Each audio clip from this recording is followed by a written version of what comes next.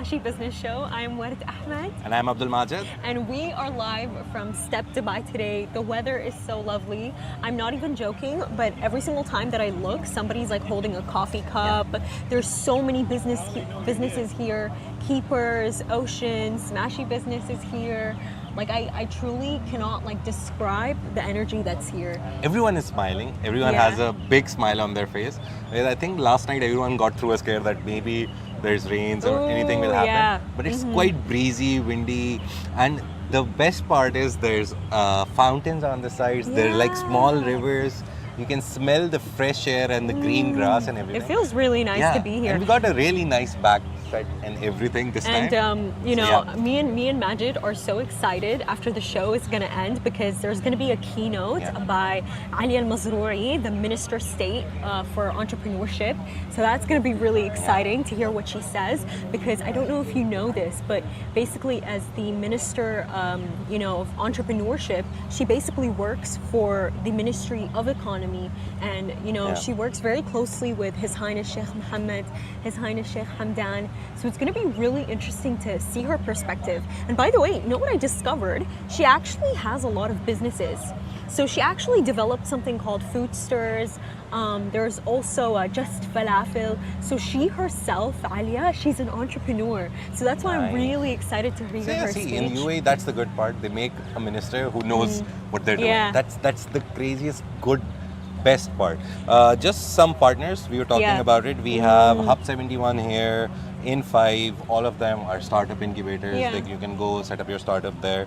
Cargos is here. We've done work with them. We've worked with Cargos. MBC Media Solutions is here. Oh wow. Dubai Chambers, digital part of them is here. Ignite is a startup from government of Dubai. They're here. Paymob, Vigo, IMI is here. International Media Investments.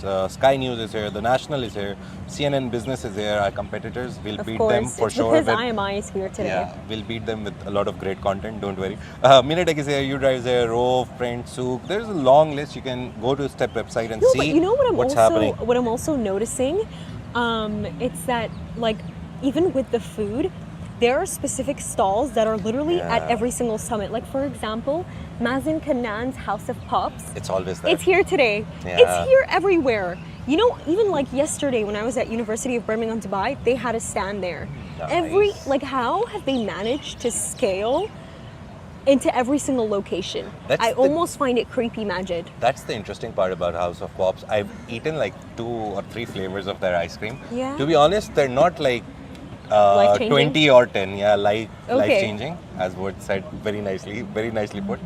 But again, the marketing, so good. The promotion that it's organic, there's 0 calories, the whole packaging of that ice cream makes you feel like you're eating something special. So that's the important part about it. And by the way, for Mazen Kanan, his story, it's so interesting because he went to Shark Tank Dubai to actually need the funding that he needs to grow the brand. And I remember he was talking with conversations with Lulu. And Majid, you know that he Lulu said Khazin is coming also here. No way! She has a talk with exciting. Shark Tank Dubai judge Eli Khoury. So both of them will find you some good content from their talk. But you know, Majid, basically she was talking to Kanan, and Kanan said that when he went to Shark Tank Dubai, he was told that I should only ask for 1 million dirhams. But by the way, he asked for 10 million dirhams. Nice. And guess what? He received Mazen is a good businessman. He got it. He's a really, really good businessman. In contrast to what, you know, they said about him in the past, like Mazen. Hey everyone, welcome to the Smashi Business. This is actually an increase from 6.8% in 2024. And you know, the UAE, what's beautiful about this story is that it's outpacing London, it's outpacing New York.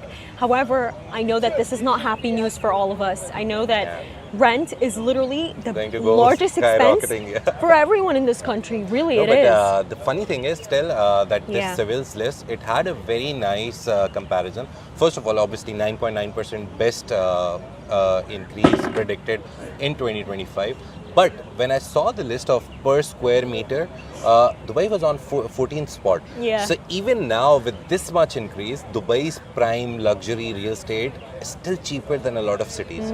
So I remember Kabir Joshi, one of the guys from Vantage Properties, he came and he said this very interesting thing, that even now Dubai is cheaper than a lot of cities. So the bubble that everyone talks about, that maybe Dubai will go down, the property prices will go down, the market will crash. It will not happen because the whole world, nearly 13 more cities are still above it. So Dubai has the ability to grow more, become bigger. You know what it The also market. is, Majid? It's the fact that, okay, although like rent, Yeah. it's a large expense, let's admit it. People can find safe haven in other goods. Like for Yeah. example, we mentioned this story before. Basically, this news was released that the UAE is going to stabilize prices for like certain goods like milk, 9 eggs. items, yes. Yeah, and like these prices, they're not going to change. They're fixed, and for them to change, like you have to receive a lot of approval from the ministry and from the government. So that's what I like. Yeah. Like yes, So rent for is 6 months expensive. they're stable. Yeah. And even with Ramadan coming, that's the very funny part. Sorry, but to cut you off, but No we worries. have to mention Ramadan because Ramadan of is coming.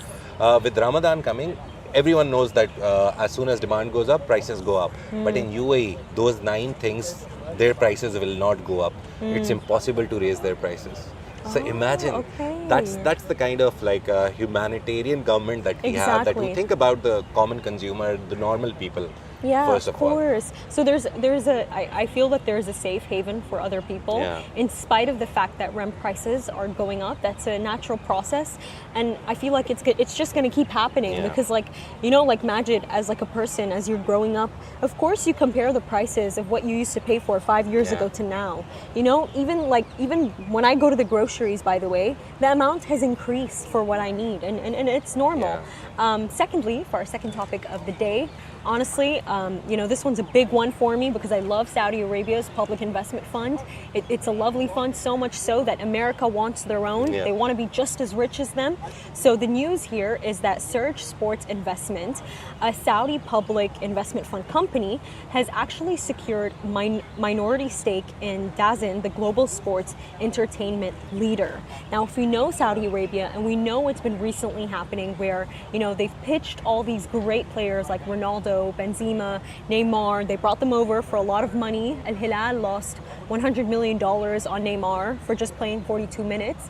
You know, sports has become a big thing. Yeah. They're even actually going to host the World Cup in 2034. Yeah. So they're going to host the World Cup soon. They even like recently announced this $5 billion investment to develop a Saudi basketball league. So, you know, this investment in this global sports entertainment leader, it's great because of the fact that, you know, we can see that Saudi is transforming and they're focusing on sports.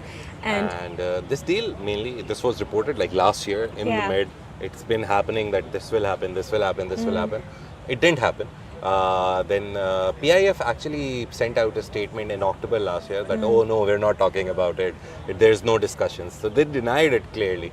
But recently, in December again, Bloomberg reported that, oh, they're talking about it again. And finally, we saw that SURJ Sports Investment, which is the sports investment arm of PIF, they finally made the deal. They didn't tell the money that they've invested in DAZN. But Bloomberg reported it's in the region of $1 billion. That's a big amount, and they're just buying, I guess, hardly 2 or 3% or 10% at max because it's a minority stake. So it's a good investment. DAZN has 200 markets on its list. They're into nearly every sport that you can talk about. So it's a very good investment which will bring return not in the form of only money, but in the form of more limelight for Saudi sports and the league. And you know, like Majid, when you said this word limelight, I feel like more people need to realize this. I remember I was having this conversation with like a bunch of friends where, you know, someone was like, damn, like, you know, who cares if, you know, Al Hilal lost money from Neymar, you know, because of his injury. He didn't play, but he got like more than $100 million. And he went like, who cares? Al Hilal has like so much money. Like it's peanuts for them.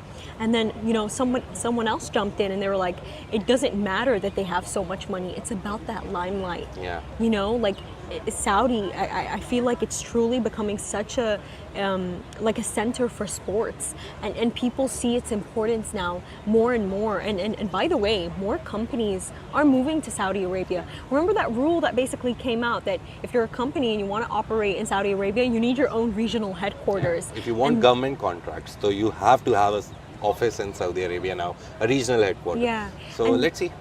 We'll see, indeed. So we told you about sports.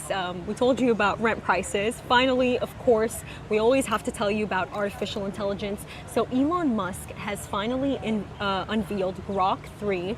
And what's really interesting is that what Majid Masad, the Jordanian-American entrepreneur, had to say about it. So he actually phrased it, but he also showed skepticism because of the fact that right now, not everyone can actually access it. So basically, you need like a premium subscription. And you know what they're saying that I find really crazy? It has like 10 plus computing power in comparison to OpenAI, so ChatGPT. Grok basically beat OpenAI, Anthropic, Gemini, and Claude also, and Perplexity also on, it's a very technical thing, but they beat them on puzzle solving. They beat them on writing algorithms. They literally beat them on anything. There's only one thing that Grok 3 wasn't able to beat them at, and that was forgot completely. But on nearly, if you count it as 10 metrics, 9 Grok 3 beat them.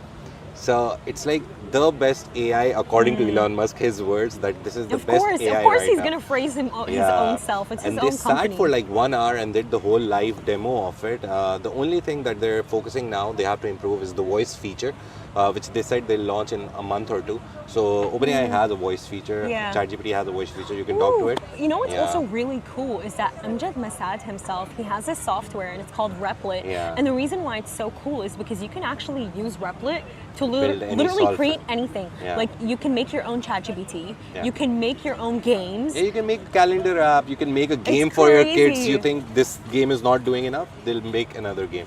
But so there's a lot of things that you can do from it. And Replit also has an AI agent, which is called Replit AI agent.